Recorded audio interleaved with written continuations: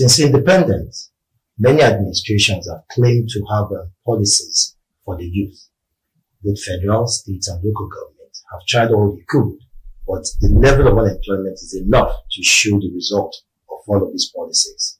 Today, we're here to speak with someone who has a deep knowledge of all of these programs. He has gone through them, he has seen regimes, he has seen administrations, and understands where the crossing of the T's and the dots are, and will help us prefer solutions, probably to analyze the failures and why some of them should have worked better. Today we'll be with a man who has the capacity to educate you when it comes to leadership empowerment for the youth, who has been able to help as a consultant design plans that can work seamlessly for cooperative organizations, a man who has what you call the full knowledge of what you call productivity expertise. We are here with Dr. Sam Ikoku, who will help us analyze the trajectory of all of our youth policies since 1960. Good evening, sir. Thank you for coming, seeking my opinion on these issues. Well, one of the things we have to remember is that Nigeria is one of the most populated African countries in the world. And our growth statistics is challenging. By 2050, Nigeria should be the third most populated country in the world. And that means we have a rapidly growing youth population. And the leaders have been aware of this for quite a while. From the 70s, they started putting together programs. The policy has always been the same. Empower the youth in a nutshell. But the programs themselves have been episodic. From the military era, civilian era, then came back to the military, and now we're back to civilian administration. What you find is attempts to empower the youth have been episodic. They've depended on whether the youth were restive or not, whether the youth were utilizing the resources that were available, and all of that. But the result is what you can see today. Unemployment is somewhere around 30%. There's a lot of arguments from Youth and Sports Ministry to National Bureau of Statistics. But you only have to look at your own home and see how many people are unemployed. And see the fact that most of them are young. They're energetic. But there's nothing to do. You don't give them the resources they need to monetize their creativity. You don't give them the environment they need to collaborate, intellectually. You don't give them the security they need to think positively. So the policies don't change a nation. It's the implementation of the programs. And since there have been so many of them, federal, state, and local government levels, it would be too much to try and identify. They've become more like a political gimmick or slogans used to align youth and women, another group that's been marginalized, around election time. The truth is, the policy is still the same. Empower the youth.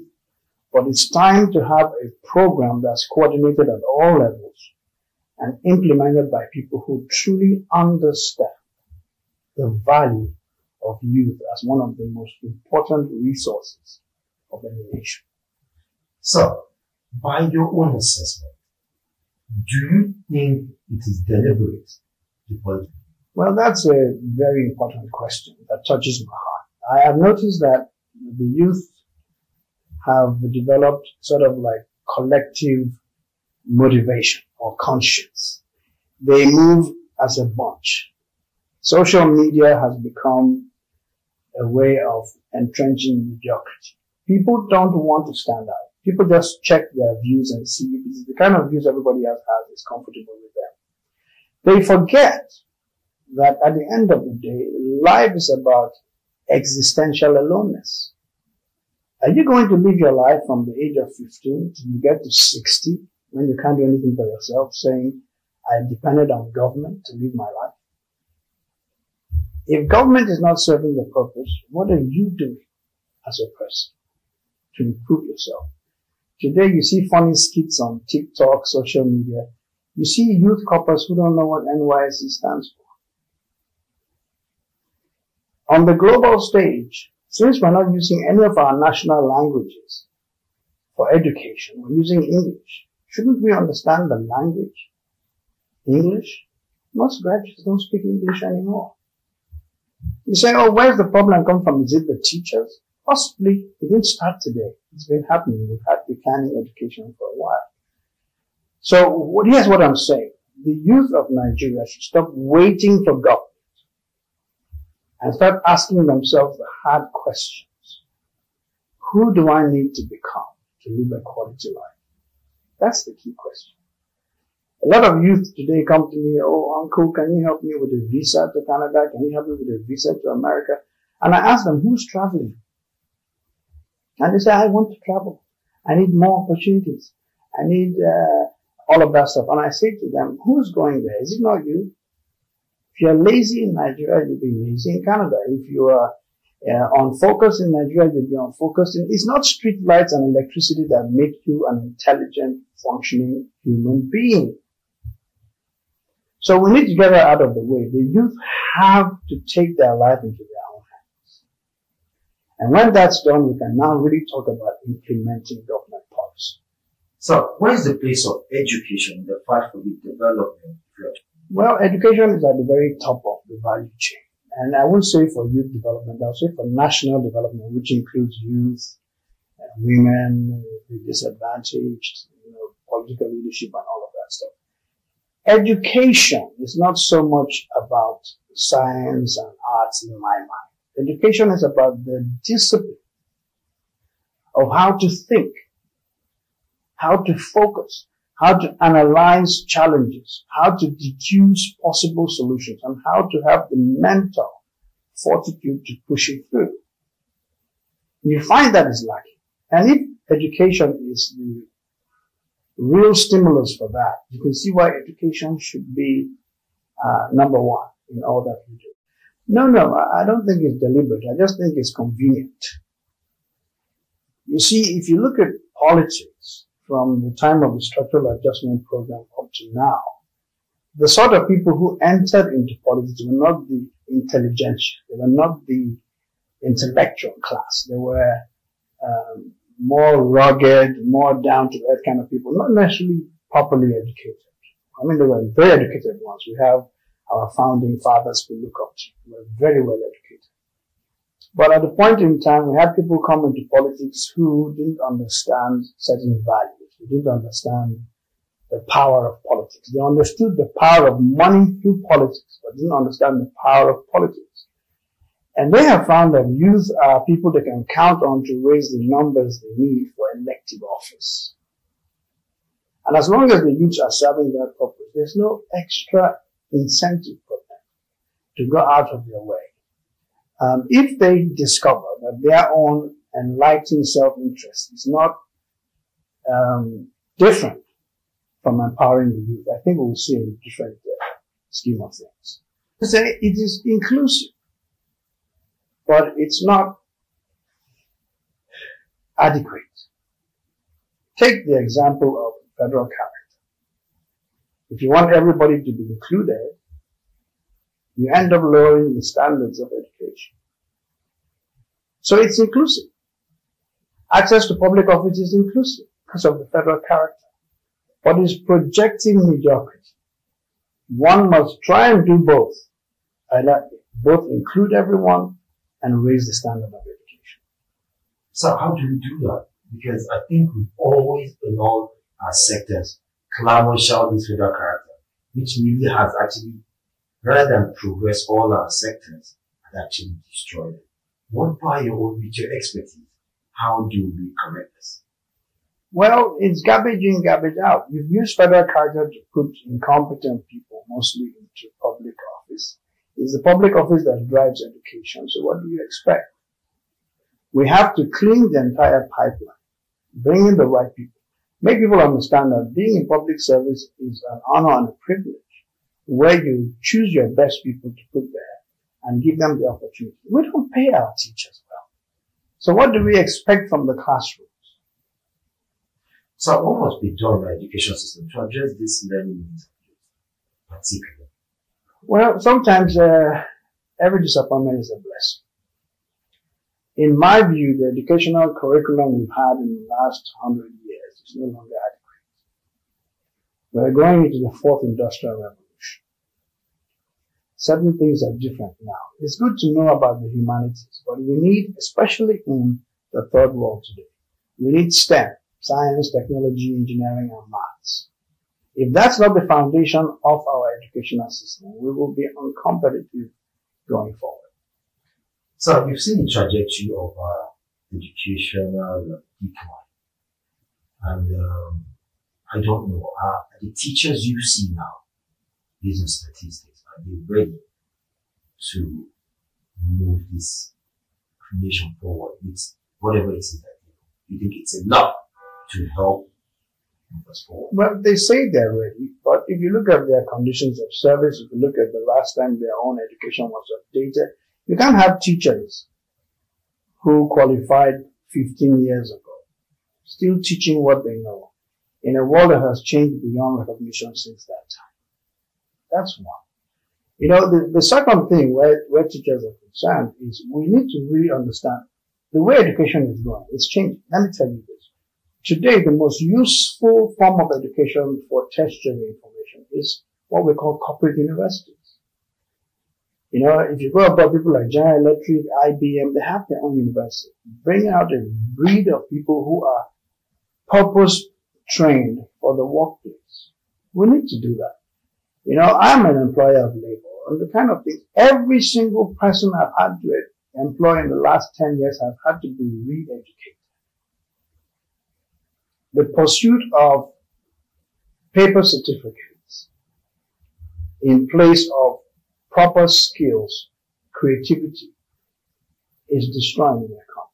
So, this is a good time for the Ministry of Education to say, to press the pause button and redesign the entire educational curriculum. And if we get it right, in the next 10, 15 years, we might catch up again in the rest of the world. It's not game over by any chance. There's still hope. So what you're saying we need certain skills and certain attributes. Yes. Now, how do you think we can actually tweak what we have now to start inculcating some of these skills and attributes that will help project our youth and place them in the better place? Well, first and foremost, all the stakeholders in the industry, starting with the Ministry of Education, the policy planners, and the corporate, the organized private sector, those who really absorb the best of the educational system, should come together and begin to speak the same language. Education should be designed for the corporate world. If you don't do that, what will happen? If you look at the way things are going today, if you take all the Dangotes, for example, and so on, why is it that when they want their senior managers and they have to pay world rates for salaries, they bring people from all over the world? Why?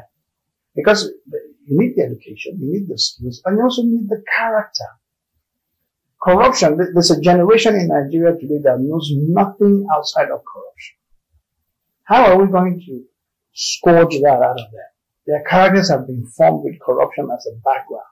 How are we going to do that? Surely the character is as important as that skill. Don't you agree? So it's not a one-time thing, it's not a switch. We have to agree that we cannot talk ourselves out of a problem that our character brought us into. We have to give time, but we have to start with the right people doing the right things so that time will end up giving us the kind of results that we want.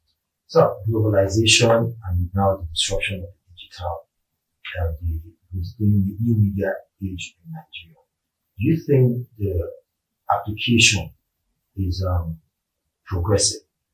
Because we hear, like earlier you mentioned people who too much time on TikTok and whatnot, rather than trying to get information that will progress better who they are mentally. What is the effect of this digital disruption when it comes to our youth bracket? Well, there are many aspects to it. On one side, if you cannot get proper internet if you can't get the kind of data you're buying from telecom companies because nobody is monitoring them, if you are in places where there are blind spots, you don't have access to the internet, you are disadvantaged to an extent. And then if you use internet to improve yourself, but you find out in society, there's no opportunity for that improvement to be utilized, you find that you begin to fall towards using the internet as a form of entertainment to deaden your mind. Now that's where government has to come in. Create opportunities, attack the technology, people will become far more productive. People will do things. But on the other side, the brighter side, I think that digitalization has created awesome opportunities. For example, take the schools. When the pandemic started and children couldn't go to school, my submission to school owners was seize the moment. Digitize your educational system. You think that people won't pay more because they're not coming in person, they're doing it online. But what about the great number of people you can reach? If you set up a school in Abuja, you probably have students from your locality or one or two areas or zones near you. But if you digitize education, you can get students from the Gambia, from Ghana, from Sierra Leone, from Liberia. Everybody would come on the system. So what you lose in terms of the actual cost of education per student, you make up for in terms of quantity, convenience, and then the ability to use the online system to offer more practical examples than we have in our classrooms today. In some classes, we still use chalk on blackboards. We tell children about Bunsen burners, and they've never seen one before. We talk about titration. We have the intellectual understanding. But we wouldn't know some things if they come and slapped us in the face because we've never seen them practically. So we are losing the moment. Everybody's going back. Well, thank God COVID is over, going back to the classroom. But we've missed the moment if we are used to leapfrog the rest of the world in a serious way because survival depended on it. So today, somebody can sit down in the local government area and market hides and schemes to the world, produce fashion items, export it to the world. Digitization has paid us. What we need to do now is to get our youth to focus on those benefits and use entertainment as 20% maybe of their use of the internet. Use it for more productive outcomes. And that would be the best use for it. Right now, I think it's the reverse. So, finally, like I said earlier, I never in my life had productivity as much.